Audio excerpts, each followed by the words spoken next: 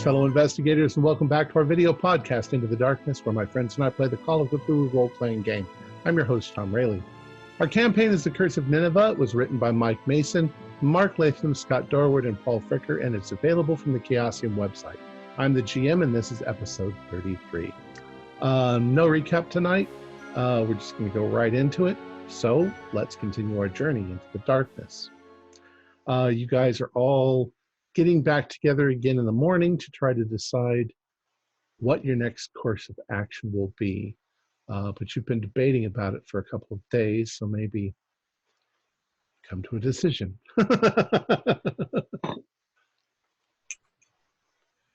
Well, Archer, you brought up an excellent point the other night about if Gatto and the rest of these characters get their hands on the missing artifacts, they'll be lost to the black market forever.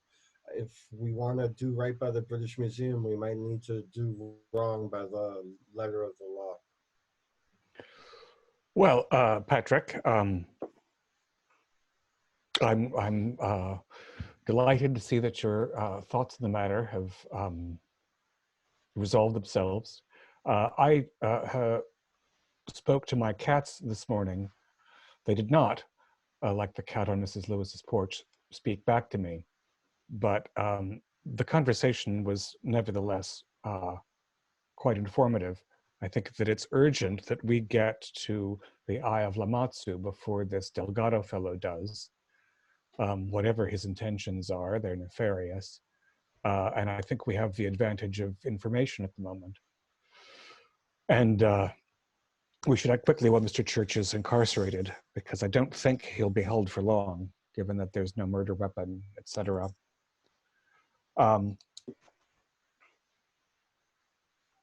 I just don't know how one goes about entering a stranger's home, personally.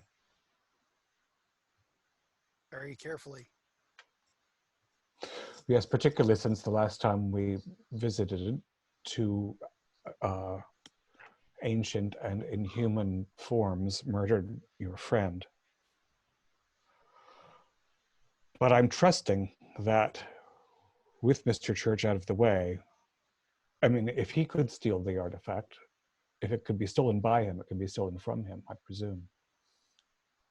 Agree. I heard an amusing phrase in an American film recently. Case the joint. We must case the joint. I don't know if he has a staff or a family, but let's see what's going on around his flat. Where's his standing house? Fuller, you had some reservations about going back there? Well, I don't want to have anything more to do with cats. Well, at the very least, would you be able to stay in the car and keep an eye out for us if you don't want to enter the domicile? I can do that. And Munden, would you care to venture forth with us, or? Why not? I would say the quicker we resolve this, the better. I mean, we may not be the only ones who are considering this course of action. Maybe this situation has gone up on the radar of others. Radar. I've heard that term before. Where did I heard that before? New term. You know. Something in development. It's true that with it. Church's arrest, Radio waves. Yes. there's radio public waves. information now. We had a more complete monopoly of information initially, but now that he's been arrested and there's been this ghastly murder in the papers. Quite. Is this the sort of thing one must do at night, or should we, if we go casually about it in broad daylight, we'll be more likely to be ignored? Go during the daytime and just act like you belong there. We most likely won't get questioned. Or perhaps we have one person out front to maybe visit, and then the other, shall we say, go through the back end of the house, unobserved. I'm sure I mean, that's how someone being nefarious would do it, would it not? Yeah, I just think the doors would all be locked. We would need to come up with some sort of a plan. Do we break a window? Do we? I've never done any. I've read some novels, but Well, perhaps we should go and see. case the That's what I would giant, do. as Miss Leicester said. Walk up and knock on the door. Well, If yes, he and if he has staff, they'll answer the door. Then we bluff our way in. Quiet. We could. and we could use the ruse of going to feed cats. If Well, we don't know Or, if he has or, cats. or we can use the ruse of going in to reobtain stolen museum property. Now, I wonder who we could get to pose as someone of importance from the museum. I see your point, but if a nosy neighbor sticks their head out and asks what we're doing, I wouldn't want to go that route. I would much preferably say we're feeding the cat. They hopefully don't know him well enough to know whether or not he does have a pet. But if there's staff, they'll know. Well, He if is of it's the Cat staff, Panther then Society. You were there the other night. He doesn't look rich enough to have staff.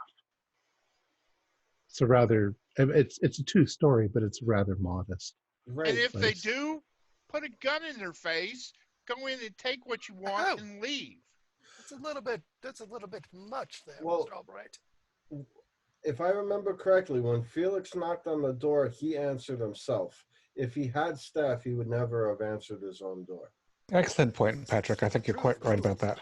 Do you think Delgado will be as kind? We need to get this before Delgado, and then it's lost to the black Yes. market forever. That's the Don't want only that. tipping point that made me even consider a nefarious act like this. So what does one wear to a break-in? I would assume I have gloves, dark, of course. dark colors, I would assume. Broad daylight? Well, a suit. I would wear a black suit, white shirt, and button myself up. The more you disguise yourself, the more you look out of place. Yes, quite. We need to. Mr. Albright, it's remarkable how confident you seem to be when describing criminal activities. Well, he spent quite a bit of time with that Felix and that other Yank fellow. Yes. Right. Since you are cat averse, understandably, perhaps you'll drive, since we Sure, I'll drive. have Felix's car, and let's case the joint, All right. and if we can get in easily, we'll retrieve the artifact. Just Get a- a case for the joint. Just a thought. Does anybody else have a vehicle? I do. We might want to maybe use Felix's now, but then switch over to yours, because if Quite. this Elgato character is knows Felix enough to make a deal with him, he will definitely know his vehicle.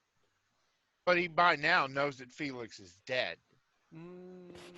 Which would be even stranger to see his vehicle riding around London. Has anything come out on Felix? That's a yet? good question. As I recall, the newspapers hadn't identified him when they announced that Church was arrested for the murder. He was an unknown. Do I remember that correctly?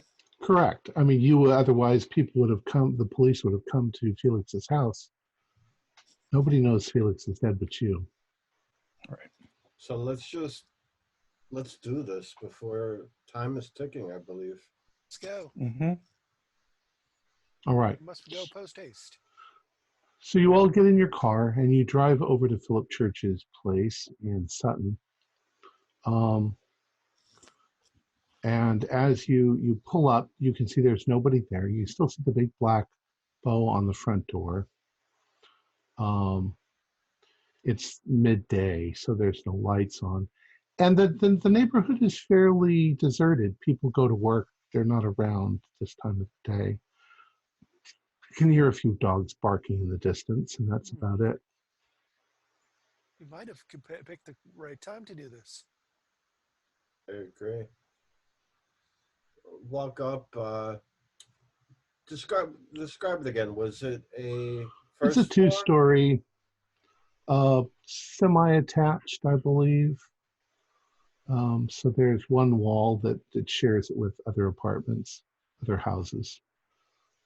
It has a little garden around the front and side. And I would like you to do a spot hidden, especially Fuller. 41.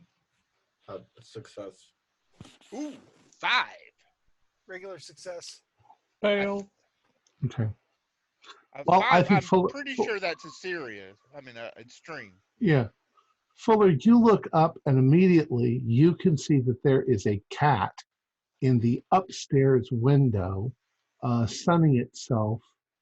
And the window is, in fact, a little open. So the cat is not quite inside and not quite outside, but it's a cat. I brought a shotgun. I can't get it from this range. Oh, I get what you meant. Oh, you don't. Hey, there's a window. Interesting. And a firm rap on the door brings no response. No response. And the door handle is locked. It's locked. But do another spot hidden for me, Audrey. Patrick too. You're walking around. It's a normal success, 42. Yeah. Normal. You can see that a couple of windows in the house are cracked open a little bit. They're not broken. They're just right. They're ajar. If you figure if he was arrested, he didn't have time to go through and close all the windows and lock everything up. Mm-hmm. Yeah. Let's casually, with our hands behind our backs, whistling, give a couple of these windows a nudge and see if anything pops open. Yeah, they do very easily. All right. Well, Mr. Albright, it seems we've found a means of egress. I think Patrick can hoist me up quite easily. And since there is evidence of feline activity, perhaps I'm looking for shadows. Indeed. You don't see anything like that. Perhaps you'll keep the engine running in the Chatton wagon in case we need to beat a hasty retreat. If I get you in there, can you run around and open the door for me? Absolutely. All right. I'm sure it's as simple as that. I'll keep an eye out here, see if anything's going on. Yeah, let's look for a quiet moment. Nobody walking Two eyes their out, dog. 2 eyes in. All right. So you go in through a side window. You end up in a little sort of parlor sitting room with the foyer around the side. And as you go into the foyer and you're moving towards the door, you hear a meow. And you look back and there is a big fluffy, looks like a Persian cat that's moving towards you in a friendly sort of manner. It looks like it hasn't been fed. And it's just looking, it's looking for, time to feed me. Other than that, there doesn't seem to be, you know that there's a cat upstairs because you saw it. And that was different than this one. So he has at least 2 cats. Do a spot hidden for me, though. Certainly. That's another 42, oddly enough. Okay. A success. As you cross past the stairs going towards the front door, you notice spatters of blood. Blood inside. I assume it's dry and dark? It's dry and dark. And when you say spatters, does it like somebody cut themselves with a broken glass? There's splatters on the wall, little splatters on the wall. And you can see a place on the hardwood floor near the foot of the stairs where something obviously was bleeding and somebody had started to try and clean it up. but they weren't doing a very good job. There's parts of an oriental rug that looked like they must have been soaked, at least in part, in blood, and that somebody had tried to scrub some of it out.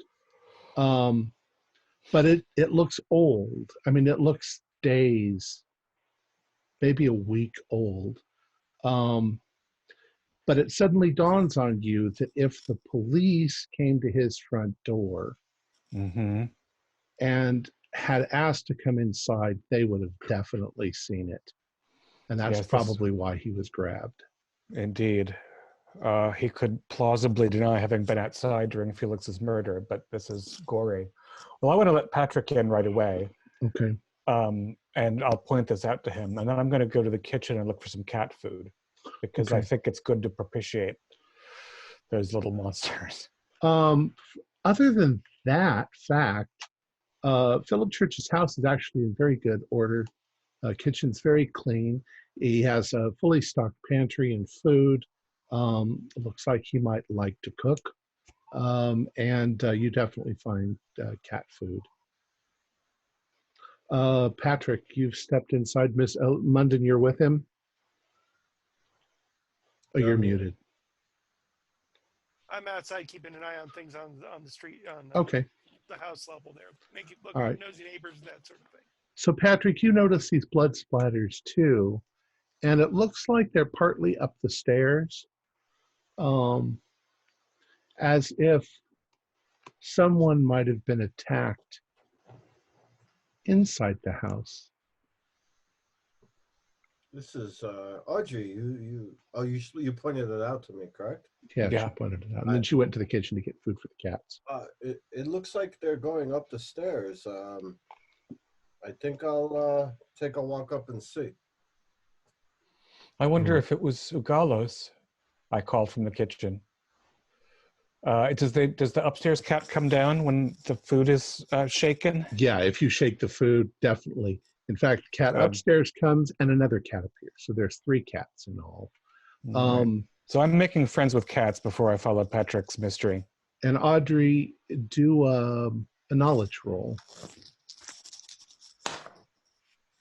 19 is one shy of a extreme. Okay. Well, then you immediately recognize the Persian. You immediately can identify the Burmese. I mean, they're very distinct breeds. You've seen them before. They're lovely cats. The third one you're sure is a complete Mongol, a tabby, just a Mongol cat. So it's kind of funny that Philip Church was so snobby about Lewis's cat breeds, and here he's got a Mongol in his house. So anyway. But a good-natured one, I assume. Yeah, they're all very nice cats. Patrick, you were heading up the stairs? Correct. I creep up the stairs. All right. Okay, as you're creeping up the stairs, Munden, you're outside, and you can't help but notice the places in the lawn near the front door that are still stained with Felix's blood. And there's also at least some evidence when you look that somebody tried to clean up the mess. Obviously, they took the body away. The police did, but the memories of it sort of keep coming back to you. Patrick, you reach the top of the stairs. Now, it looks like the blood is mainly starts about halfway down the stairs and gets to the bottom. You find evidence that it leads to the front door, and that there's a good deal of evidence that Mr. Church was trying to clean it up unsuccessfully. I kind of stage whispered down to Audrey. I wonder if he tried to bring Felix's body inside, or if somebody else was injured. It doesn't look that fresh. Yes, it looked rather like older than 2 days. Yeah. Oh, okay. I was misunderstanding. The way the patch in this rug has spread, it seems like it might be more than a week. And it's odd because he seemed otherwise somewhat fastidious. Let's, now that the cats are in good hands, let's find wherever he keeps his precious and get it out of here before... Didn't that other gentleman come here and get attacked? The other man that wound up in the hospital that found you guys in the museum. He stumbled into the museum. Could that be his blood? That's an idea. It sounded as though his injuries were quite severe. So perhaps he made it as far as halfway up the stairs before. I'm going to start looking around up there. Yeah, we're looking for a study or some other place that one would keep a precious object. I All would right. put it behind a painting. I've seen that in novels. You get to the top of the stairs, and there's a small hallway with 3 doors. A quick cursory, the first one is a bedroom. There's a bathroom attached, and there is a little study.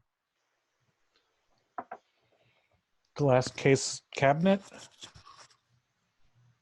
Yes, there are a few glass case cabinets. They're glass from about the waist upward, and then there's like a box part at the bottom of them that's enclosed. They're semicircular, pillar-like. And the eye is not evident? No. So I'm opening up drawers. All right, go ahead and do a spot hidden for me. 42 again, oddly. That's a success still. All right. You begin looking through his cabinets, and you don't see anything immediately evident. He does seem to have some trinkets, some knickknacks.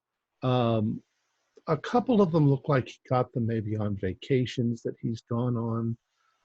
Nothing of any great value. He has, oddly enough, only a couple little cat-themed objects. Some cat fancier he is.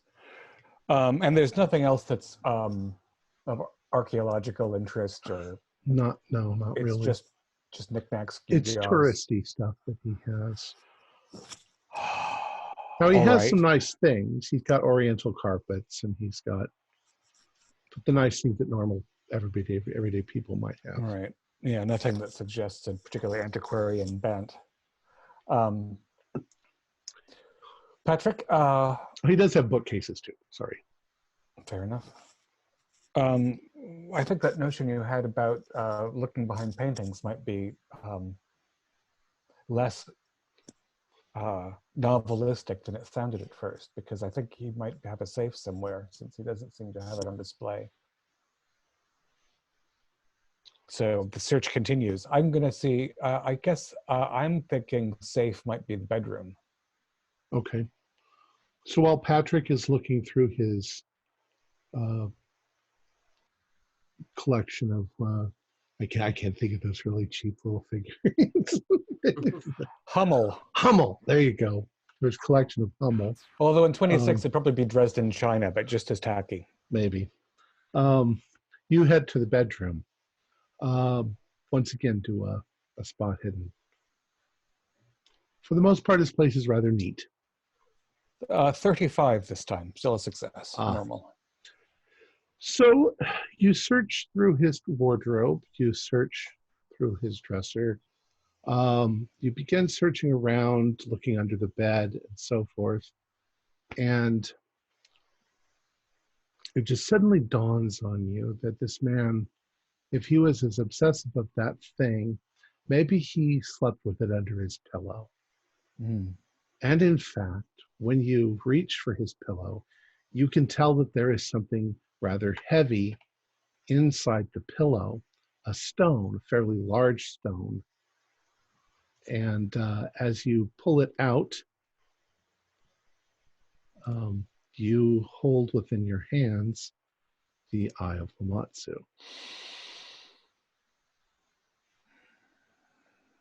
Indeed, a remarkable striated opal with a sort of cat-like lens effect across from the narrow side to narrow side. It's beautiful. Yeah, I think Audrey squeals in excitement. Patrick, we've got it. Let's get out. I come running over. Are you okay? Ha! Tom, does it feel like anything in my hand? It's got a pleasant heaviness to it. It's a little warm. Mm-hmm. It's mesmerizingly beautiful. Mm-hmm. Like cat's eyes. That's even more extraordinary than I thought it would look. Yes, this really is magnificent. Let's get out of here. Yeah, I'm gonna put it in the pillowcase and wrap it up so we can tuck it. I can tuck it on my arm and walk out, relaxing. Maybe spilling some more cat food on the kitchen floor for the uncertain future. Audrey, do a listen roll.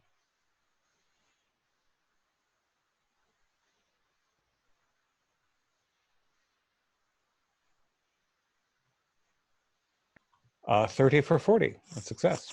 All right. So as you guys are packing your stuff or getting your stuff up together and you're getting ready to leave, and you said you've run into the kitchen and you put some more cat food on the floor. One of the cats says to you, "Thanks, lady." You're very welcome. What's your name? Shit.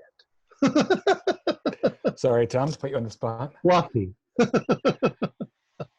Waffy? Fluffykins. Waffykins. You have a way to get out, right? Your Mr. Church might not be back soon. Yeah, the window's open. Okay, take care. Patrick, to a listen roll.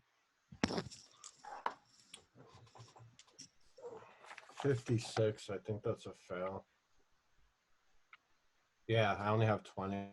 Okay, so you don't hear Audrey talking to the cats in the kitchen. All right, so Patrick, you're holding the front door, and Audrey, you're following behind. All right. Mr. Munden, they come back out with smiles on their faces. Can I lock the door before I close it? Sure. All right. You can lock it and then pull it closed. Oh, Yeah. right. Did you find it? All right, we did. Let's Yes. make haste, shall we? Yes, quite. Don't look happy in case we're being watched. I'm gonna shake my head no and like pretend like I'm kind of dreadful, dreadful. Yes. All very sad. Quite dreadful. Fuller, you see them coming towards the car, pretending really hard not to have found the eye. But Audrey can't help but smile. And I have this lump under my arm that I did not have when I entered. So, Mr. Munden, were there any passersby? No, didn't see anybody. Saw the blood. No, it's like blood, but no passes. No passers, yes. So in the Chattanooga we go, and Quite. I think we have something of an answer to why the authorities are holding Mr. Church. There appears to have been another assault inside the house. Was it that fellow who came to the museum? Figure. That's what Patrick speculated. I think he might be right. It looks like a great deal of violence was involved. Dreadful. But wait until you see this, and I present the eye. Not handing it over, just unwrapping it and showing. The light from the sun sparkles through the window and catches it and just fills through the car with color, and it's mesmerizingly beautiful. It really is magnificent, isn't it? Oh, I've never seen the like. Changes colors. And quite. Yes. moving it seems to, I mean, it just enhances. Every time you Hmm. move it, the colors change. Yes. Well. We must put it to safety. We must get to safety, although I really want to show it to my cats. I have so many questions for them.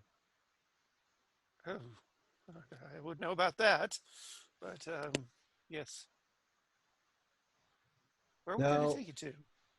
that's what I was just going to say. As much as I would love to see this back in the hands of, well, it is in the hands of the museum now, but with all the break ins and the illegal activity and the black market Gato character, I think we need to keep it safe like we're keeping the horn. Hmm. Tom, how long is it until the temple is supposed to open at the museum to the public?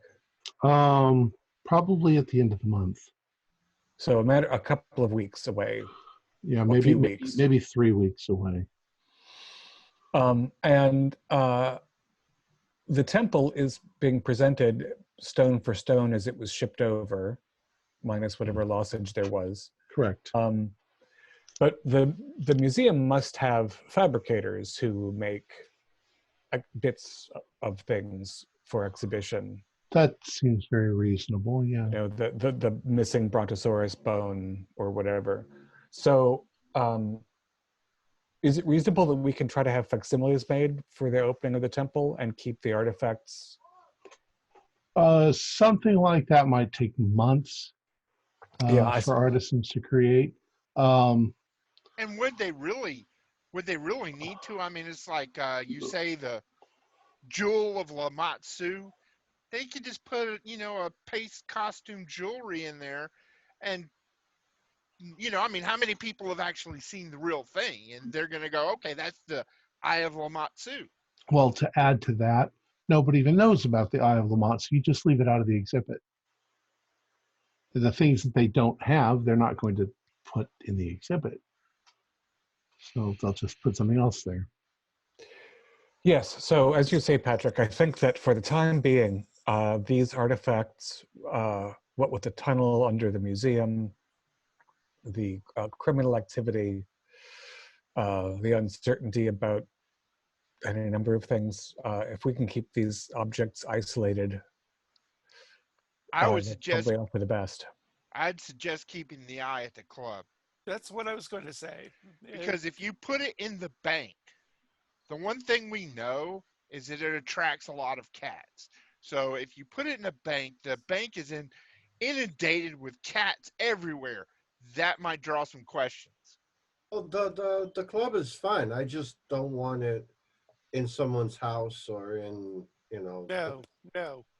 We've seen what happens when that occurs. Yep. I don't want to end up like Mr. Gamatov. Oh God, indeed, no. Certainly this beautiful object shouldn't be the cause of any more death. And if as I'm holding the opal and thinking about that, when I think about Ugalos, does anything come to mind? Do I feel a tug? Are you thinking specifically about the Ugalos? I am now, because I've been reminded of all the, violence. Do a power roll. How is her power? Oh, it's not great. That's a failure. 69 for 35.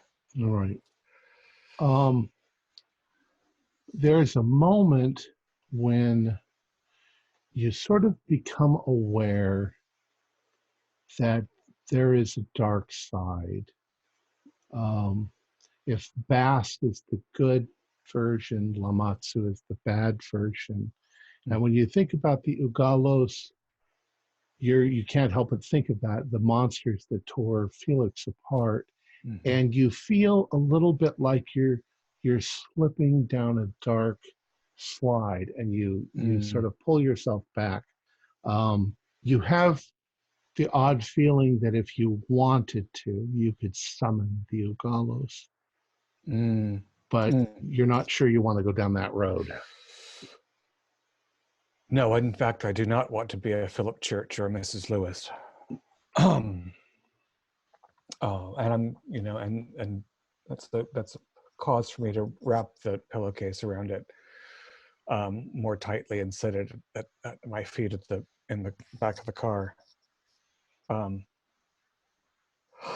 So, yes, gentlemen, if you think the club is secure enough, I mean, you've had other things there, I understand, right? And if we take it to the club now, that's also a good opportunity for me to go back to reading the lengthy notes that we've been left, because there's so much more I'd like to put together. Quite, yes. The notes. Still trying to make sense of what Mr. Gamatop was talking about, a warlock being behind all this. I Keep going. mean, I'm still trying to correlate the warlock with this Delgado, if possible, but I don't know. I mean, there's just something not right about the whole business. Well, at least we have made a major step today. Yes, quite. Now the seal. Yes, seal, indeed. What else is there? There's the seal, the horn, from reading the notes, horns, eye, seal. Yeah, I think that's it. Audrey, do a knowledge roll. Well, Patrick, do a knowledge roll as well.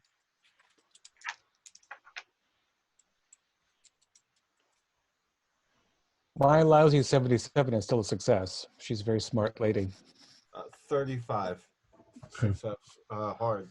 So both of you kind of know that the seal, if it's like other similar things, seals, that it's a disc made out of clay, that it might be glazed, that it might have some sort of pictograms on it.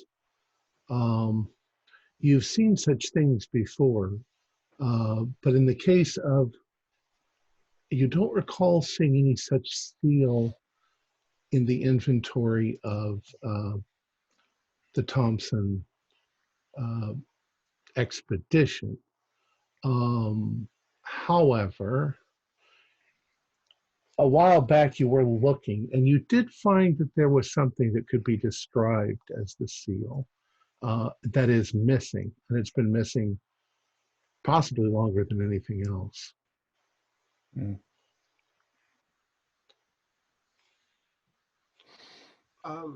Tom, refresh my memory, but I think when I was going to be taking over Patrick, didn't you send me something that I knew something that it was a blue clay seal? Does that ring a bell? That might be the way that it's described, yes. Because I remember it's glazed blue. Yeah. So I did have some information on it, but just what you told me. But I do know what it looks like, I think, because that's what you had sent me. Right. That's what it should look like. Should look, right.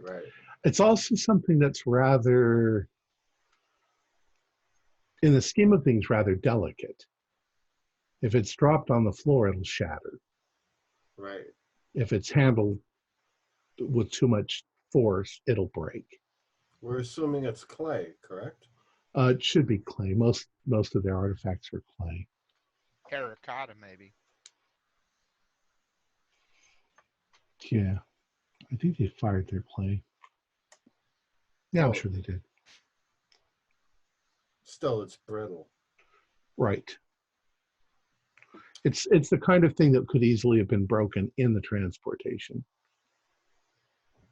But I thought that these artifacts had a certain power that protected them from being destroyed. Well, you know that, or you believe that. I'm just speaking to the archaeologists or the. Well, first things first, let's hightail it to the club, put this thing in a secure location, and then proceed. I'd suggest that we hide it under a bed. Well, That's where I found it. Where would you why would you put it in a safe? If I was to break into your house, the first place I'm going to look is the safe. It's the first place you looked for it. Well, I mean, the club has been secure. To this point. You don't mind me saying, I noticed that there was a small chest in that room that your fellows were using there, Mr. Albright. Perhaps we could put it there in the back. Maybe put something else in that chest to hide it. Put it someplace that they wouldn't expect it. Put it in the kitchen. Iselwyn, do an idea roll.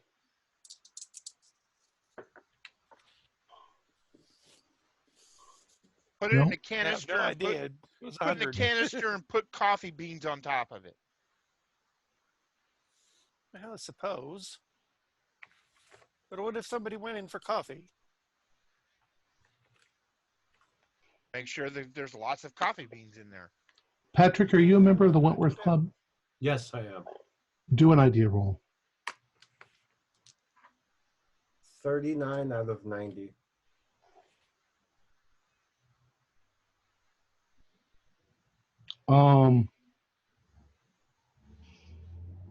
I'm trying to think. Were you guys at the memorial dinner for? I think everybody except me was there. Okay. Delgado was at that dinner. Mm. Oh. Delgado has access to the Wentworth Club.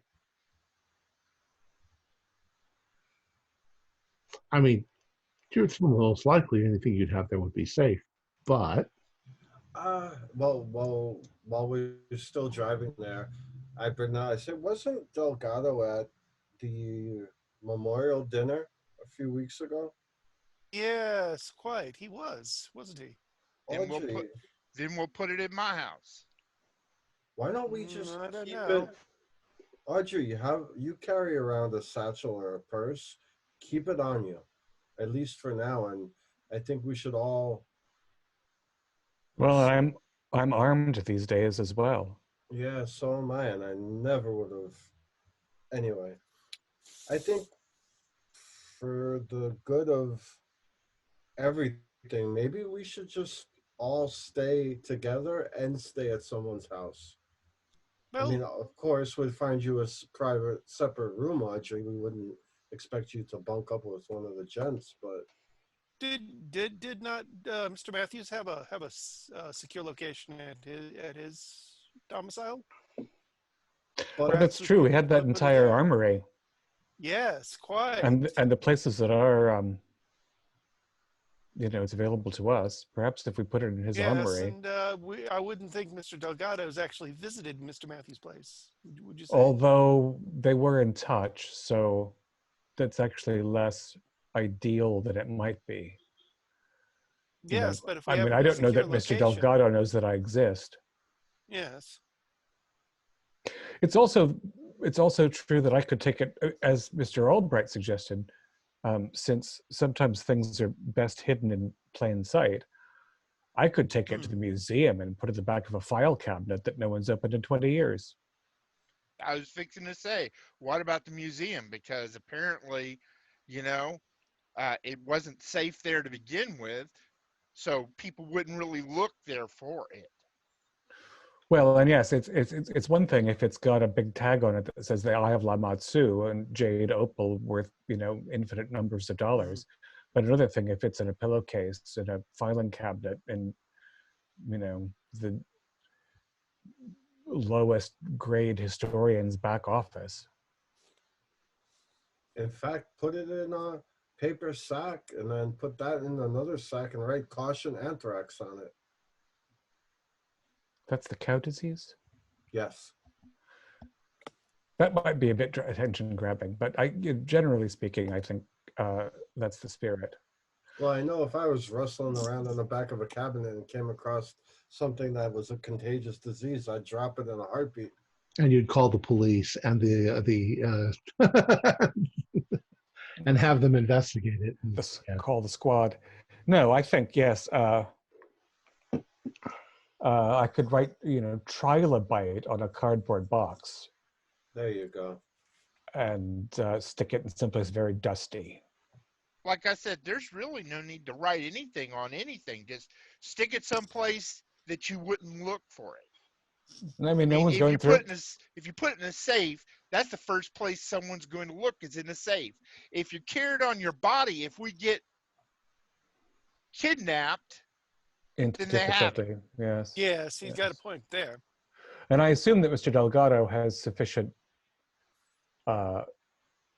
fiscal ability to figure out something about what's going on. But that doesn't mean he can search in it. I mean, the British Museum is a very large place. Yeah, it would take a And million years. There's more of it behind the walls than there is in the public space. So I think I would not think that Delgado has as much money as you think.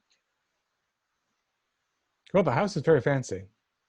Well, all I can tell you is I used my money to buy that Horn of Alu. And I'm not like super, super rich. So he should have been able to outbid me if he had the money. He wasn't there. He wasn't there, and why pay for something out of your own money when you could simply take it for free? Well, two of his flunkies were there, Well, that's Yes. Right, but and both of Yeah. them bid on it. Yes, he foolishly sent proxies. Also, those proxies bought things of their own in the process, so they may have spent money that they didn't have.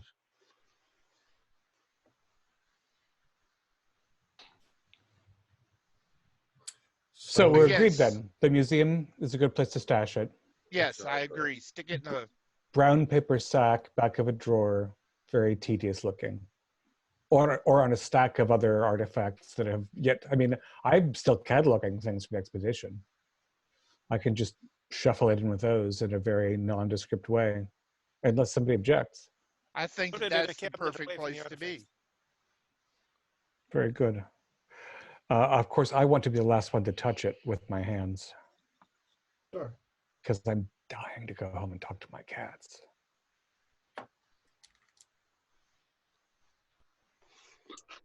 All right. So, what are you going to do? Head over to the British Museum? I believe so. Question. Audrey, are you going to let any of them know where you hide it? I was thinking about that. I feel as though the situation is sufficiently precarious that something might happen to any of us, and so Patrick should probably also know. Well, Patrick's probably the only one you fully trust. Certainly. Yeah, I've known him for a long time, and we know that we have interests in common. These fellows are nice and all, but yeah. And also, we're probably going to go to some place that, although the Wentworthians have had a lot of access, we're going to, a place that's really, it's the warehouse in Raiders of the Lost Ark. Going to the dustiest place with the most stuff where nobody can ever find anything. All right. So we can assume then that you go to the British Museum, and while Fuller and Icewind look around at things, you and Patrick go and hide it somewhere. All right. And we'll say you find it very good. I mean, the idea of putting it in the back of a filing cabinet wrapped up in paper in old records, nobody's ever going to know that it's there. Do you make any kind of contingency if you guys are gotten rid of or whatever? I mean, if both of us get wiped out, what'll happen to it? All right. Will it just stay there forever? That's a fair question. Why don't we leave a note in both of our files, but not particularly pertaining to this? Just something that the other two individuals would. Well, we know you put it in the museum. Yeah, that doesn't tell you where it is. Yeah. It would be one of those things. Legend speaks that somewhere in this museum is hidden something, but nobody's ever found it. Well, we should devise a 8-part clue using puns and anagrams. I wonder if there's... How about this? You write down the location on a piece of paper, then hide that piece of paper and tell us where you hid it. That's pretty reasonable.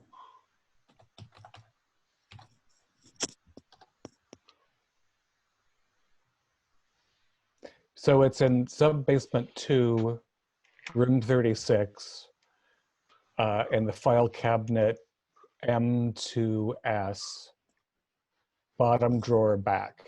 And we both, both Patrick, you and I will both write that out.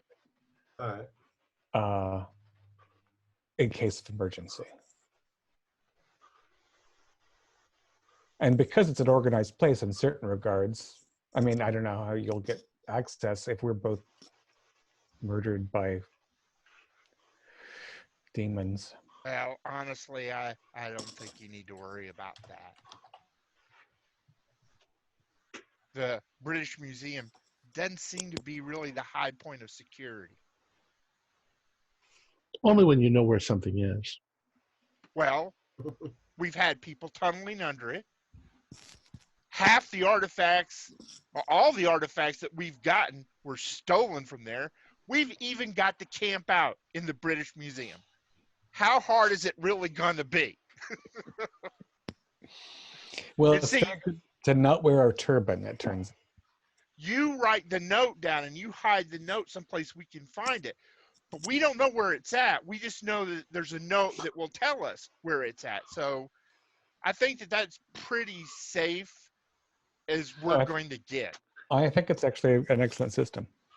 You can write it on parchment and burn the little edges around the thing and have an X marks the spot. Little spyglass. Write it with lemon juice. There you go.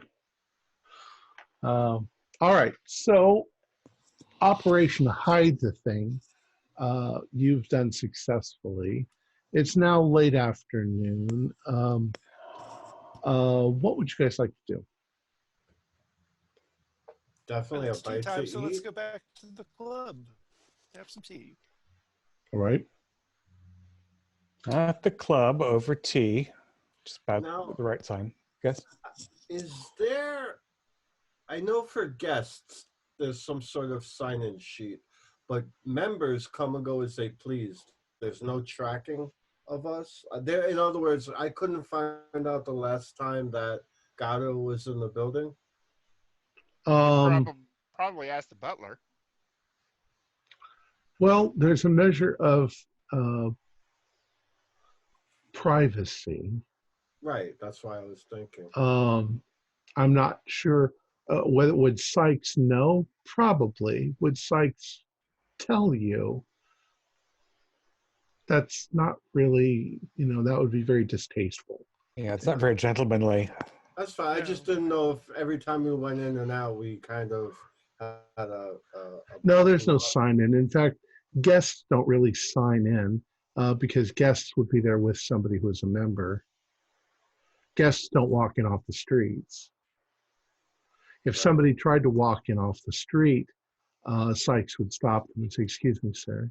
Yeah, no biggie. I was just trying to figure if we could pin down the last time he was there. That's all. Right. You probably, those of you who are members, probably do have a sense of how frequently Mr. Delgado is around. Considering that we've been in the club pretty much nonstop.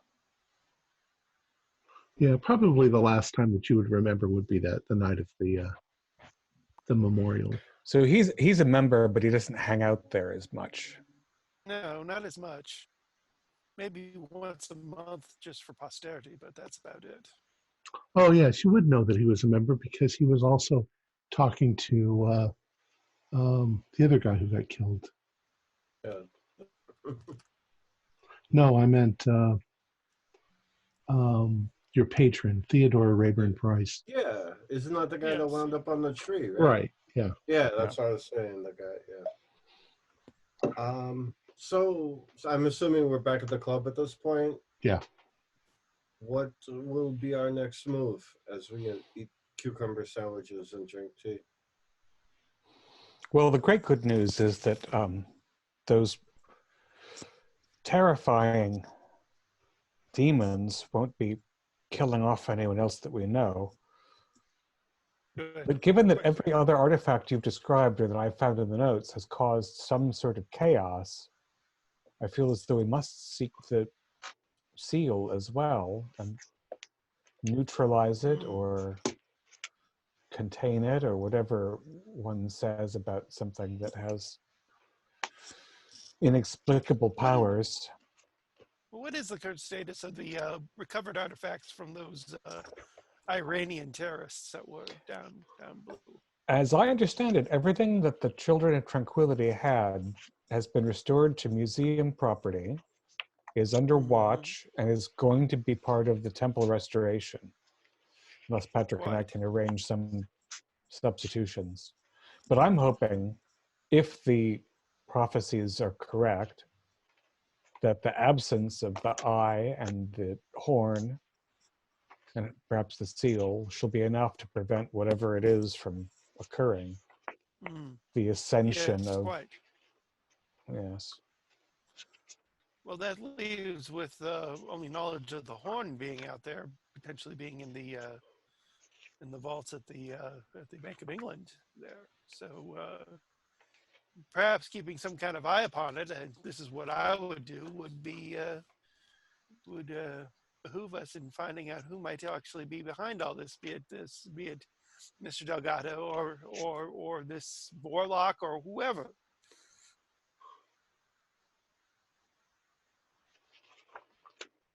Maybe get some answers on this whole thing, you know? My money's on the Delgado. Yes, I would think so too. I suppose it's a question of whether that frightening French surgeon is sponsoring Delgado or the other way around. But most other parties at this point are accounted for. And again, all the objects are accounted for at this point, I believe, except for the seal. I believe so also.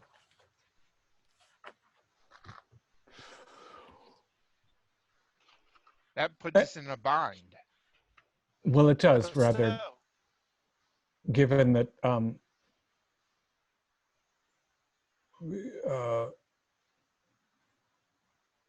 Campbell Thompson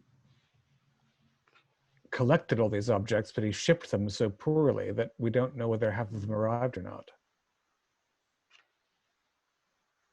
Well, this is going out on a limb, but do you think that Mr. Campbell Thompson would actually have this seal on his own person? I've always thought the fellow a bit oily myself. What do you think, Patrick? Yes. I want to believe that Thompson is not involved with this. He might have been negligent in his motives, but I don't think he was directly part of the conspiracy. The first fellow to be robbed and murdered by the Children of Tranquility, his mistake was in keeping an object for himself. It's possible that Campbell Thompson also succumbed to that temptation. But why wouldn't he have been targeted then? It seems that everything's going roses for him.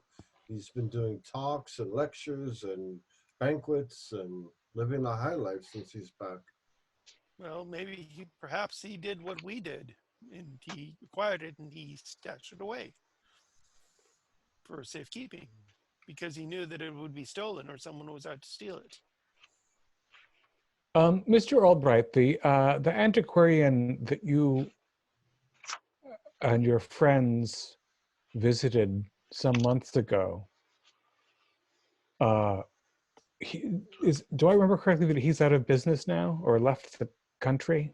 His place seems to be closed, yes. I mean, It doesn't look like it went out of business. It looks like that he went away. Ooh. I just wonder where, I don't, I being in the Mecca of all things ancient and antiquarian, I don't know what the black and gray markets look like. But I if have the no idea seal the is in, markets myself. I mean, we can only assume the seal is somewhere unless the seal is stashed away at the back of a filing cabinet somewhere in the sub-basements. I assume it's out in the world, but I don't know where to look. Wouldn't that be a hoot if it's been here the whole time? Well, I'd rather believe that Delgado's got it. That's what I'm under the assumption. 'Tis possible. Or And it seems very, very confident, and he's also looking for other artifacts that are connected. There are others who could be, perhaps have it, but Delgado we know is the big player who is looking for the artifacts. It would make sense that he would have already had one or more of them. Well, the thing about Delgado, yes, go ahead. He showed off his collection to Reginald. Wouldn't Reginald have mentioned if he'd seen something that might have been the seal?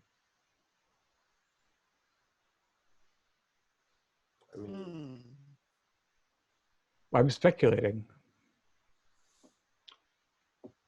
He never said anything like that, no. The thing that has me concerned about this Delgado chap is if half the stuff that Mr. that Mr. Matthews had said, he's really becoming quite the Moriarty with the criminal underworld, and that's something significant right there, is it not? But what for? What gains? I mean, is he looking for some intangible business of immortality? How would being a criminal mastermind put him in such a way? There's some kind of disconnect there, I'm sure. He's part of some new age occult group. He's brainwashed into believing he can achieve immortality with these artifacts, and he's more than willing to kill for them. I mean, yes, he's very Moriarty. My impression was that he believes his own narrative, as absurd as his stories might be. That's where I'm having trouble. I think that when he offered Reginald immortality in exchange for the horn or a chance at immortality, I think that he was offering that in earnest. I think he's a true believer. Which makes him even more dangerous. I quite agree. But it doesn't mean that he has the seal. And since he was so happy to show off what he had acquired, I wonder if we're not looking in the wrong place. 2 out of 3 is not bad. What do we actually know about this seal? All these other artifacts had something attached to them. I mean, with this I have Lamatsu. It has the ability to deal with cats at the very least, and at the very worst, deal with these cat demons. What about the seal? What would it have to offer? No clue, to be honest. See, now that's the thing right there, sir. The seal was on a sarcophagus, is that correct? You believe so, yes. And we have the casket, we just don't have the seal that closed it. Correct. And there's no mummy inside it. And there was no contents inside. Was there any inscription or anything on the sarcophagus? All over it, yes. Is it worth trying to translate? Do you think there would be a clue there? I much would like to see that, if nothing else, to see if there is a chance at a clue. I mean, I do know cuneiform, after all. All three of Studied you it for know many years. cuneiform.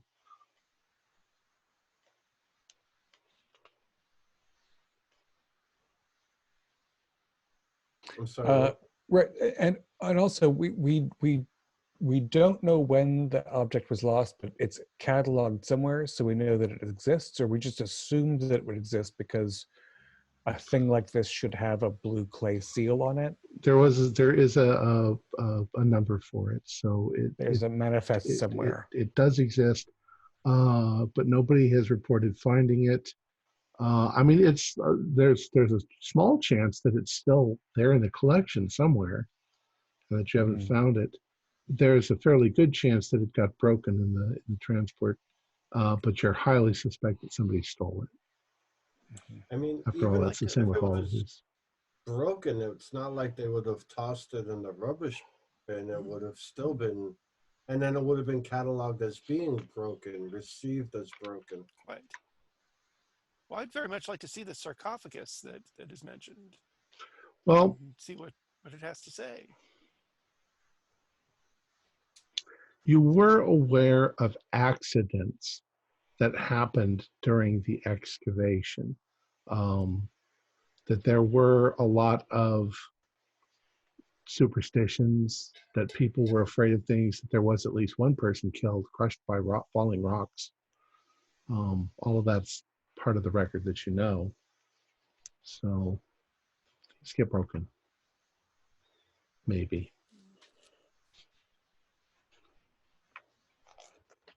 In any case, if you assume that Delgado has it, then you're not going to do anything. If you don't know that he has it, then you don't know that he has it. You know what I'm saying?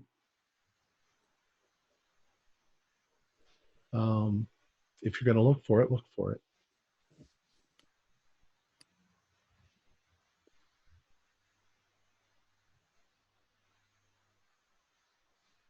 I wouldn't know where to begin looking for it. That's the problem.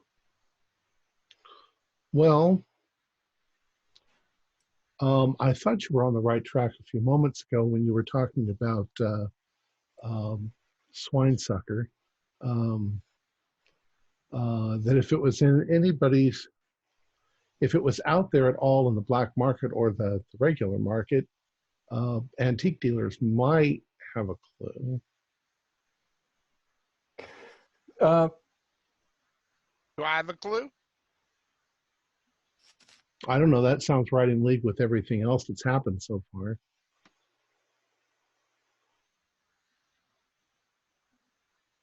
Well, we can go check out Swansaga. Schweinsteiger, yeah. Yes, quite. Maybe that is something we could look into. You fancy trying to do another break-in? I'm not sure that I'm ready for 2 in one day. Well, not in one day, but you know, if he is not there. I also wonder, I'm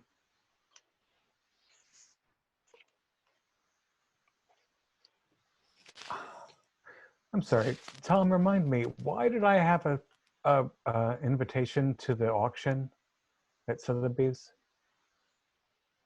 I thought that Reginald took you. No, Audrey took Reginald. That was the funny thing.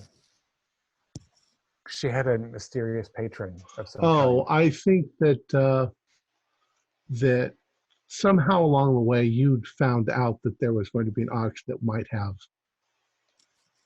artifacts from the museum, and so you wanted to go. Maybe Thompson, and maybe Theodore Rayburn Price got you an Could be, invitation yeah.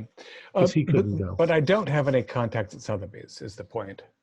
No. Because that was where I thought, like, maybe if they have, if every 6 weeks they have the secret artifact auctions, I could call my friend there. But if that's not in the offering, it's not. Fair enough. I think that given the right, well, you do have, you don't have, other people had connections, but those connections, they're not around anymore. Fuller might, through Felix's connections, might have, you've investigated people who have illegal collections from the beginning, and any one of them might be on the list for the mailing list, right? Yeah, for upcoming.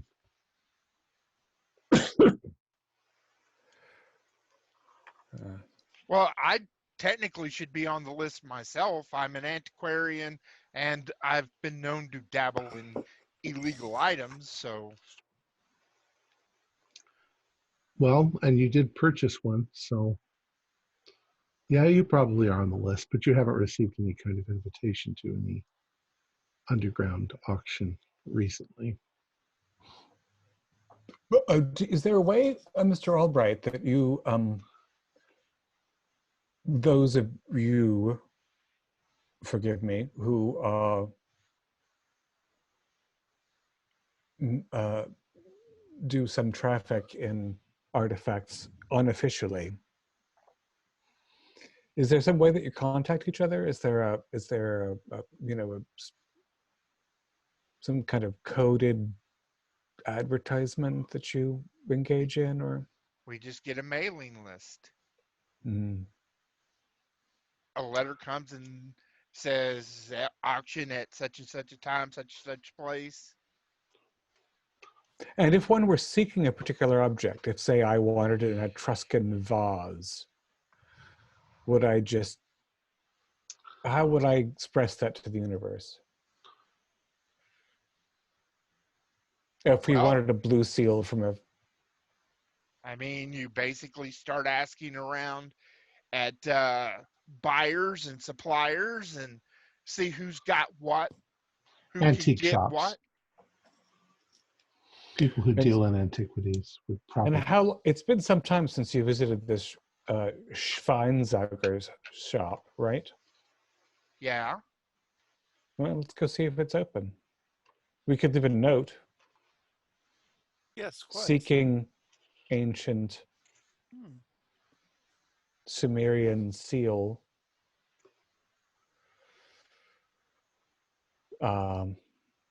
Protection from violent lion gods in return. Well, just that we're looking for Sumerian artifacts, we could start there. Indeed, simple is good. Yes, Sumerian, simple is always Assyrian. good. It's what I would do. Yes. All right. So you guys get in your vehicle and you drive downtown to, forget the name of the place. You arrive and what the hell is the name of the place? I don't want to look it up. And you can see that the place is open. Well, I guess it's time to go in and make a reacquaintance with good old Carl. All right. You step through the door, the little bell ding rings, and for a few minutes there's no response, and after a few moments, well, you guys are looking around, and he does have things. Some of them do look like artifacts, older things. A lot of it's generic. but Carl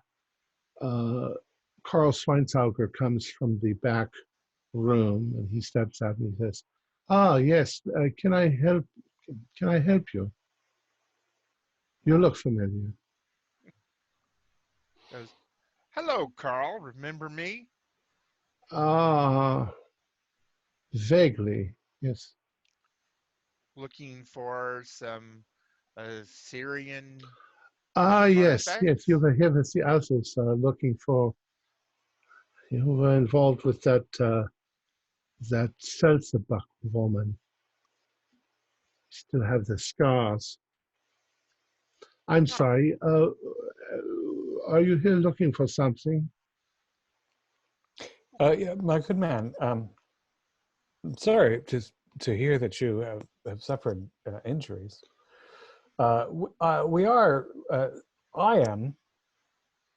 Pardon me. My name is Audrey Leicester.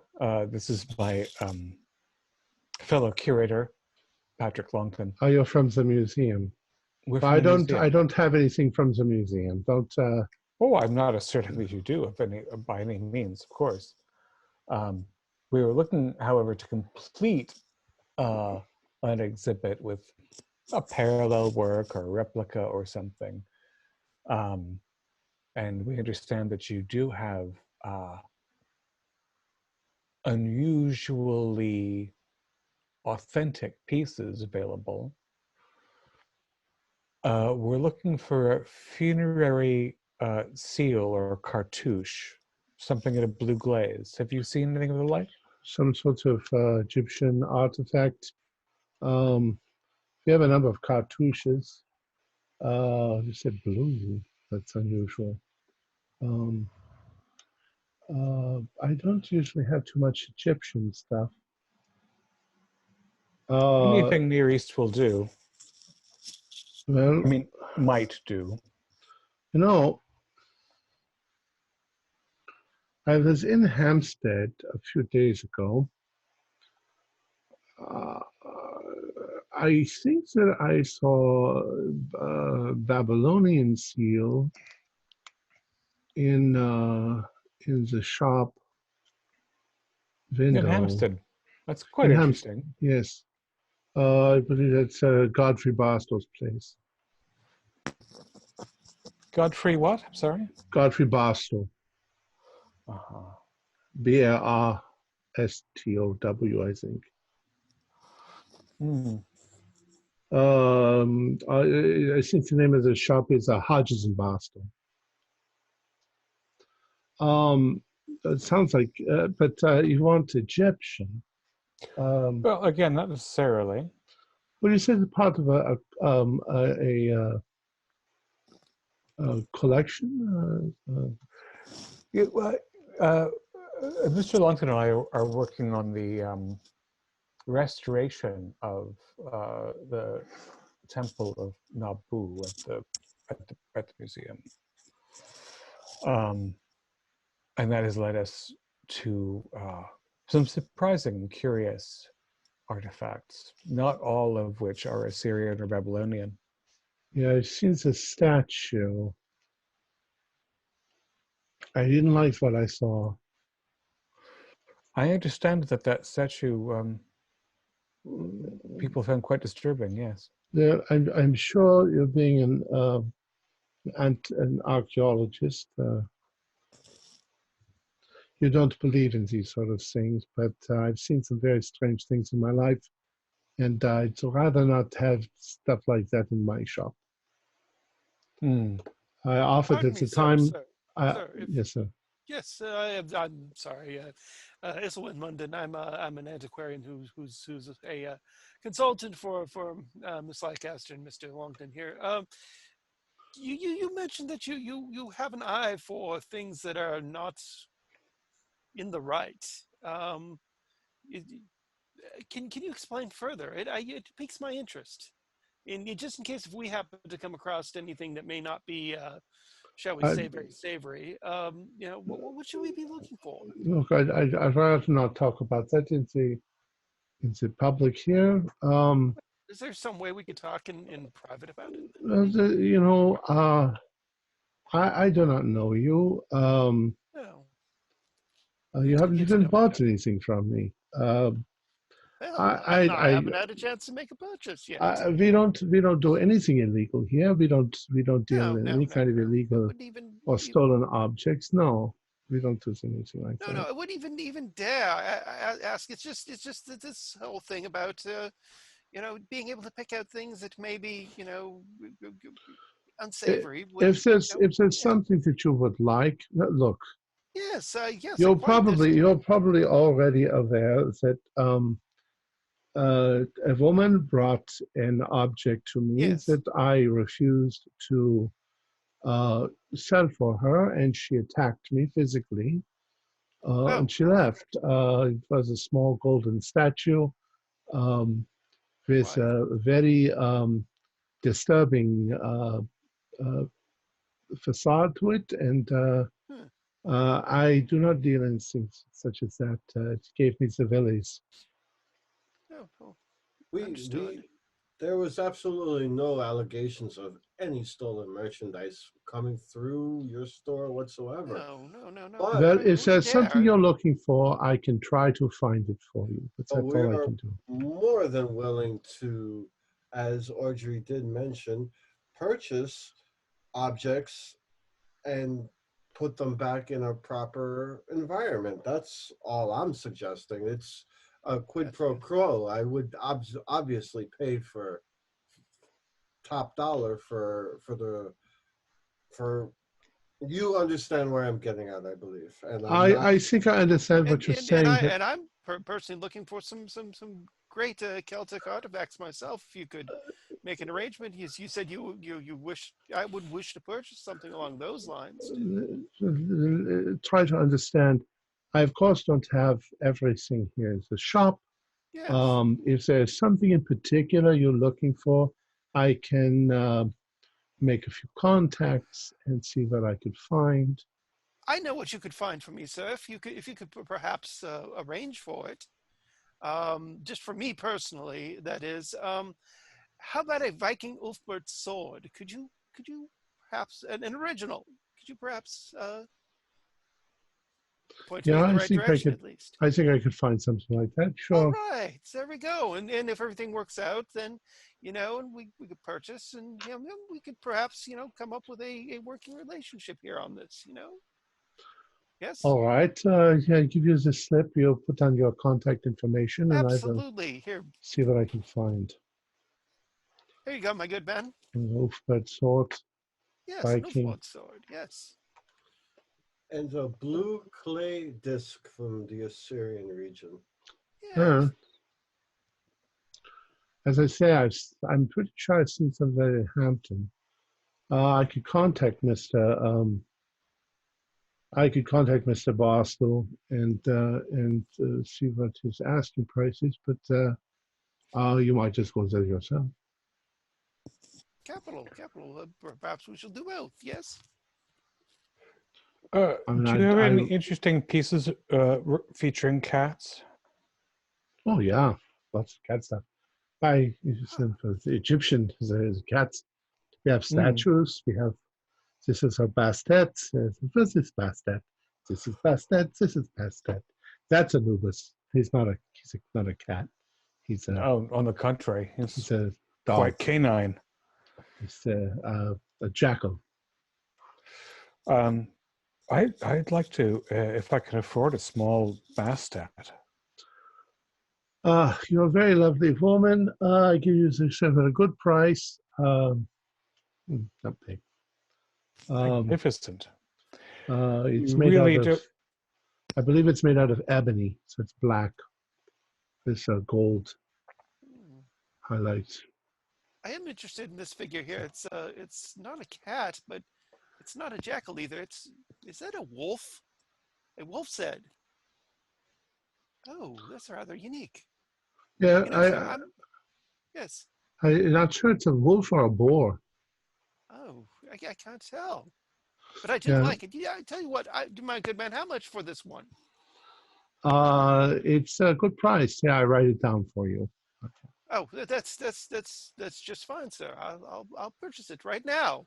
Okay, you have a truck to take it away. Pay 793 pence. Well, Yeah. truck for something this small? I wrap it up for you, It's very good. and Very he good, sir. calls And for his I assistant pay to him come and out and. All right. I pay him and Now and, it must be evening at this point. So and if I ask Mr. Schweinsauger whether the place in Hampstead will still be open, I'm sure it's not. Well, probably not. No, you'll have to go to in the morning. Yeah. So having received our wrapped up tchotchkes, gentlemen, I think it's been an exceptional day. I feel more hopeful than I have since this whole ordeal began.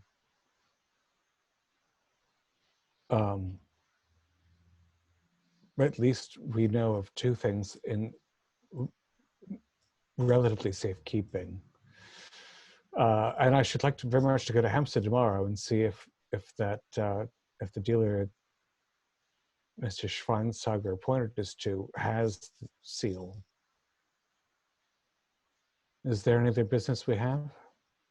I don't think so. I think that would be great. to meet up the next day here and head on over there. All right. So, assuming that you're going to finish up for the day, where does each of you go? Fuller? I'm gonna go back to the club. Okay. I'm going What do back you- to the club. Oh, sorry. Okay. Yeah, Patrick? go back to the club for a bit and then going home if nothing else happens. Just back to my house. Okay.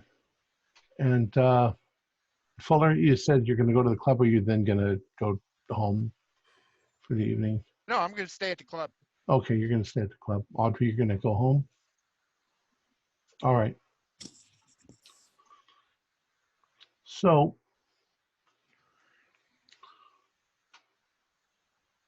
I would like Patrick, Isselwind, and Fuller to take their headphones off. Take your heads off, and and I'll give you the thumbs up when you come back.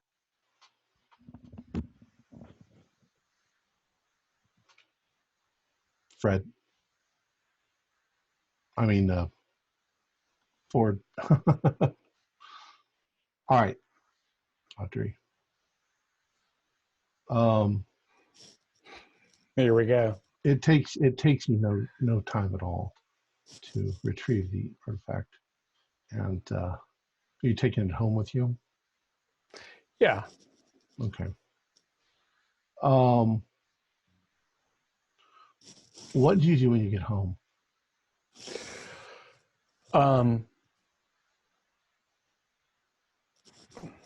I'm a little confused about this, and I've mentioned already, like cat culture in the 20s is something I'm not entirely sure about because, again, all cats went out at night. Mm-hmm. But I assume that they expect me to come to feed them before they go out. So I'm going to just present them the opal when I get home and say, "Hey guys," You are surprised and not so surprised that they immediately can talk to you. And they're like, "Oh, that's the Eye of Lamatsu. Where did you get that?" Right. So we have a chat. I'm going to, I want to know their true names. They are exactly what you named them. That makes me feel really gratified. There's no like weird juice of power though.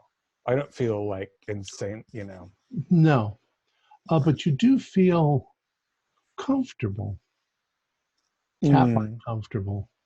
Should we do sound loss?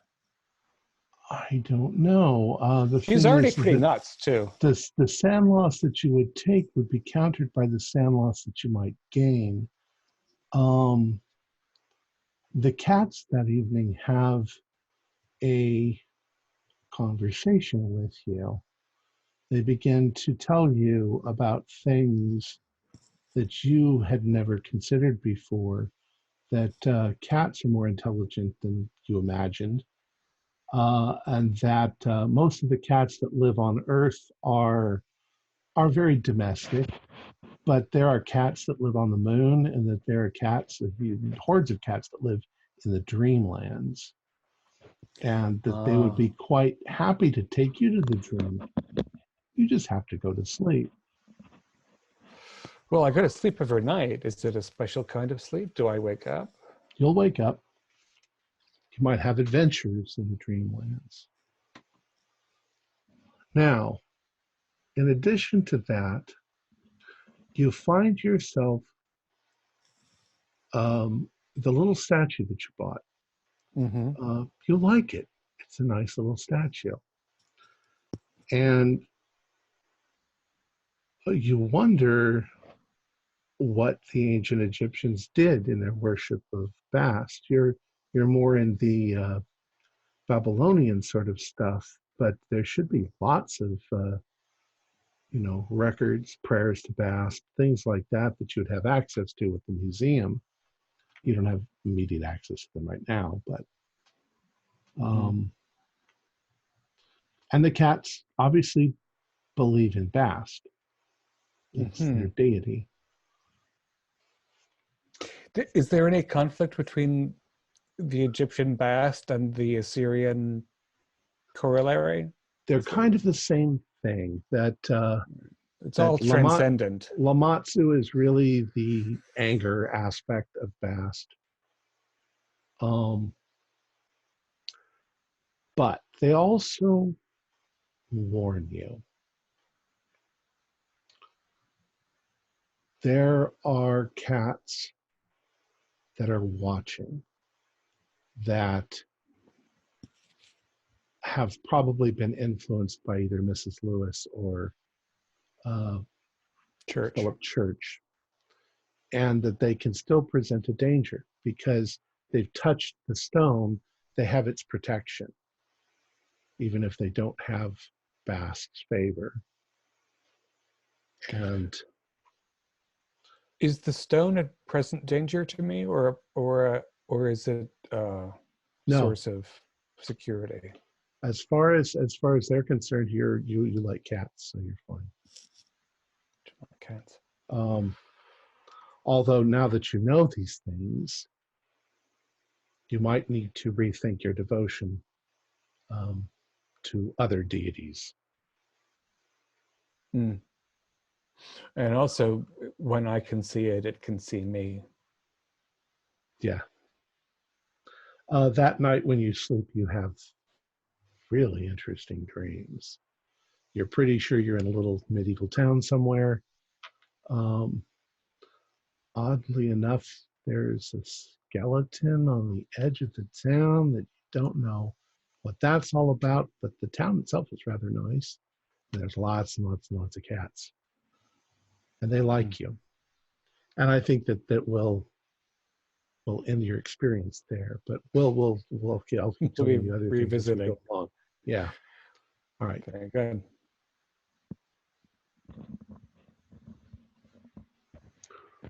All right. So the next morning comes, and I assume you all get together back at the Wentworth Club to head out to Hampstead. All right. Audrey seems very pleasant this morning. Almost, well, everybody do a spot hidden except for Audrey. I made it. I failed. I made it standard success. Okay. Munden and Albright, you find that there is something almost more feminine about Miss Leicester. She's normally very, very business oriented and very serious, but there's something almost sensual about her at this point in time.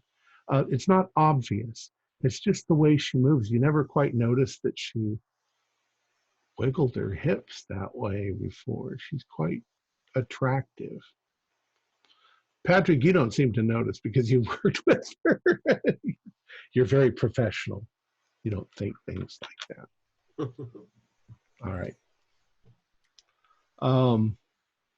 So you drive out to Hampstead and you find a shop that bears the name Hodges and Barstow. It's obviously, it's got furniture out in the front. They're just opening up. You see a man out in the front. He looks rather plump. Any cats around? No, none. And he's putting things out. He's setting up a sign. It's like an antique shop. But from where you are, you really can't see the front window. It's not like on the street. It's a nice rural, a little bit more rural area. What do you do? Make my way up at a brisk pace, but not too fast. He sees you coming and he's like, "Oh, welcome, welcome. Please Hello. Well, feel free to look around." yes, quite. Start looking around, kind of. Where'd you folks coming from? Oh, just out for a bit today. Here, we're locals up to London. Oh, Yes. he says, well, feel free to look around. We got stuff around that side and over there, Quite. stuff yes, inside will the do. shop. Everybody do a spot hidden. Made it. Fail. Hard. Well, 14. All right, Munden. As you're Yes. walking, you guys are all kind of clustered together as you're walking. But Esselwyn suddenly sort of stops in his tracks and stops you all, points to the window, and you can see in the corner of the window there is a circle of clay with a blue glaze on it, and it seems to have a sort of a rudimentary pictogram into the surface of it. Any cuneiform noticeably on it? It doesn't look like cuneiform, but it does look like the kind of pictograms that they would do, like a drawing of what actually looks like. Well, do your archaeology roll. Will do. Those of you who have it, you can do it. Oh yeah. Hard success. 14. standard pass. All right. It is on one side, and I mean like on the left side of the disc, it is a rudimentary figure that could easily be Nabu. And in front of it is a priest on his knees with his hands raised like this, bowing to Nabu. It does definitely look like a seal associated with Nabu.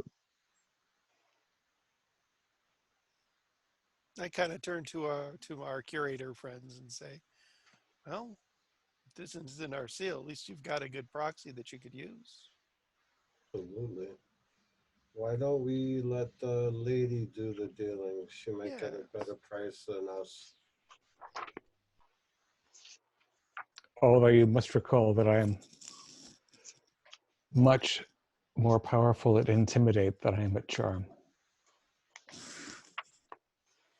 As it happens. But yeah, Go ahead. Having the object pointed out to me, I think we have to take action. So as you are looking, Mr. Barstow comes up sort of behind you with a smile. He's like, see something you find interesting. Oh, that's a lovely piece. That just came to us the other day. We're not sure exactly where it came from or its provenance. Margot thinks that it's Babylonian, maybe. Some sort of a funerary seal. It does look a bit ancient, but it's probably a facsimile, wouldn't you think? Well, it's certainly possible. Not really sure. It's a very good piece if it's a fake. Hey, let's take a look at it. We'll have to go inside the shop though. Of course. Quite. So What scale are we looking at in the shop in general? Is he dealing in very high end goods, or is this a fluke? no, he's got. I mean, he does have some high end stuff and some antiquities, but he's also got furniture and things like that. Hummels. Let me guess, he's got a shitload of screen doors. Maybe. So he takes you inside and he reaches in and pulls it out. He said it's quite beautiful, blue glazed pottery. He flips it over and there is some writing on the back in cuneiform. He says, "Yes, I think this is Babylonian in origin." I'd like to, without talking, I want to read it and see what it says. May I hold China. it? And I'll show it over my shoulder toward Mr. Munden. It's very light. It's an interesting texture. Did you get it in an estate or? Oh well, no, I have a guy. He passed it on. I passed it off to me the other day. Why? Not sure. I'm not sure if it's. As I said, I don't really know where it came from. It's not. No. Why? Does it seem familiar to you? Have you seen it before? I'm not sure that I've seen it before at all. It just it seems like a very curious object to wash up in these parts. It seems, I don't know, Near Eastern or. It is what I deal in is strange object to art. Audrey, do a knowledge roll, or you can do an archaeology roll, one or the other. I mean, my knowledge is so vast. It's the opposite of my power, after all. So 68 is a success. Okay. Or From archaeology. you have handled so many old artifacts. There's definitely something wrong here.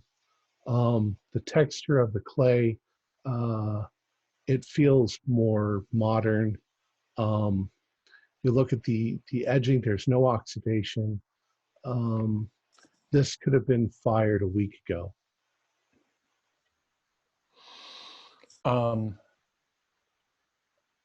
Glaze color probably is also a tip. Right, yeah, it looks like a modern, but it's pretty close to what you would expect from a cobalt blue. The text reads something to the effect of, the seal. I don't have any clue. There's no writing on it in the book. So, Mr. Munden, this cuneiform, Right. does that look like proper ancient text to you? Oh, it does. It does. Indeed, it's a warding seal, which you would expect on this. Good fortune and protection from all harm. It's what you would expect on an artifact of this to be embossed with. But it isn't old. I mean, we could pick it up for a good price, but it's not an ancient item. I'm rather curious with it. I'd personally pick it up myself. We can definitely take it Yes. as a study piece, but not Absolutely. a top dollar. I'd be curious to know who you the basis for this here. It is very accurate in many respects, and it must have had a origin piece that the artist used for That's rather what's intriguing to me. Mr. Barstow, do you recall who sold this item to you? Well, a fellow by the name of Glover, I believe. Yes, Glover. At least that's the name that he used. You seem to be concerned that the piece matches something that you've been looking for.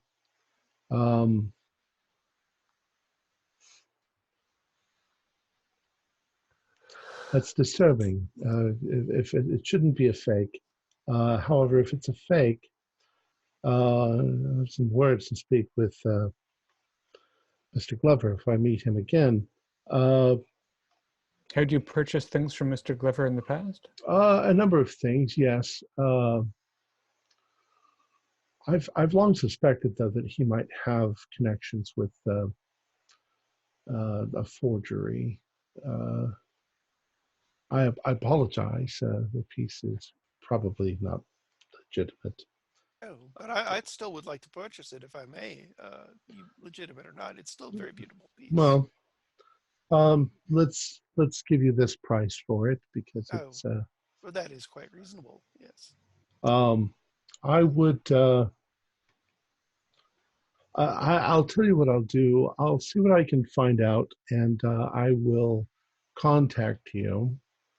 If you want to find out, there should have been an original piece. Perhaps this is a copy. Well, that's the thing, my good man. It clearly, it's not a forgery from scratch. It's a forgery based on something, and it's the thing itself that we're interested in. I see. This is Mr. Patrick Longton, who is a curator at the British Museum. Oh my. Oh, you would know then, wouldn't you? Is this piece stolen? It may have been mislaid. We are certainly not making accusations. This piece isn't stolen. The other item is actually, it falls into a gray area. Oh, But that's. it's no harm or foul on your part. We're not looking to point fingers at you at all. We would like to get the original piece back. This duplicate can help us on there, and anything you would be willing to help us with would be much appreciative. And I give them my card also, and I tell them the museum always has an overstock of items, and we do liquidate stuff from time to time, and I'd be more than willing to give you a call for original items from the museum. We just simply have X amount of space, and from time to time we sell them in lots. So we could more than willing to work out a deal where you know the source of your items. Well, I definitely want to be above the law. I will definitely contact you if you give me your card. Yeah, every single dealer comes across an item here and there. It's the nature of the business, and we don't point fingers directly on little minor inconveniences, but some items are blatantly stolen, and that's just the nature of archaeology. I mean, think about it. Everything that winds up in the museum comes from someplace else. So, Well, certainly I will absolutely contact you. and by no means are we laying any blame on you. Well, I'm not to blame. I can't No, but just research every single thing that comes my way. But yes, of course. And this Mr. Glover, is he a local fellow, do you know? I'm not exactly sure where he lives, but I will find out for you, most definitely. We appreciate it a great deal. Thank you. Well, You're gonna go ahead and pay for my piece there. yep, he takes your money. Wrap it up. And do you do anything else? Probably politely look around your shop.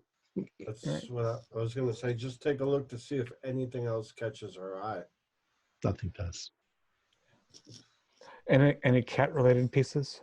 Of course there are. Yeah, I'm sure there are. Not so Egyptian as no, maybe. Yeah. All right. I've already got my best at it. All right. So we will say that you drive back to London, bearing in your hands what you believe to be a copy of the seal of Naboo. Might I make a point? By all means, I Mr. Albright. I do not think that this is wise for you to be mentioning your jobs in the museum, because we are definitely dealing with the underground, and any hint that you are looking for stolen items when you're working at the museum, it's not going to turn out well. Either they're not going to want to talk to us, period, or you're going to have your professional name and career tied to the underground. It's not going to be good either way. Well, the first part of it is a valid concern. The second part, the museum tasked us to retrieve these items. So, but I do agree there will be people that would be absolutely unwilling to work with us if they found that out. So we could pick and choose. Yes, I rather thought that this fellow out in Hampstead would be impressed, and perhaps intimidated. But it's a fair point. It's done now, though. And if Mr. Barstow can lead us to Mr. Glover, and Mr. Glover has the original, then I think we can call our efforts all to the positive. I think we should take rubbings of this and photographs just in case it does get damaged or destroyed. We can still have a copy. Right. And does further examination show us that it is in fact an obvious replica, or is it a well-preserved? No, it's an obvious replica. Yeah, you Obvious didn't really replica. think you were going to just walk into an antique store and it be on the front display, did you? No, Na- but Nabu luckily, ex machina. A gal can dream. we do know what it looks like now, and we are able to translate the cuneiform and pictograms on it. So we now know when we do come across the original what we're looking for. So that means somebody has it, and then somebody's willing to make copies and try and turn a profit off of it, which means he's sloppy. Because if he knew what he really had, he would never put another copy on the street. I have just an idea. Now, I don't know too many people in the autistic community, and perhaps Mr. Long and Miss Leicester, you would have better connections than I. But there's a specific glaze on this object here. Perhaps if we could find a source for that glaze in London or the surrounding area, it might lead us to the person who created this facsimile. That's one course of action. If this gentleman doesn't get back to us about Glover, that could be the fallback plan. That could actually work really well, actually. Well, Munden, do an idea roll.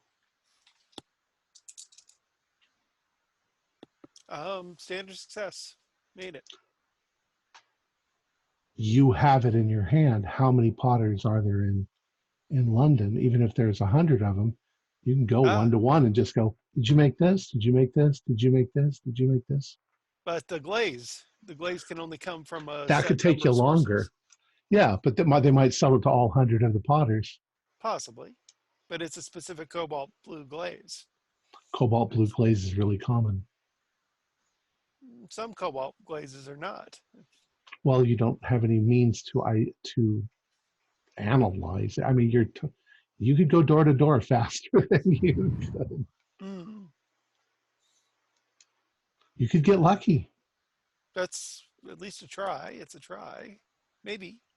But you're on the right. I mean, you're on a good track. I mean, that's one way to find where this came from. Somebody made it.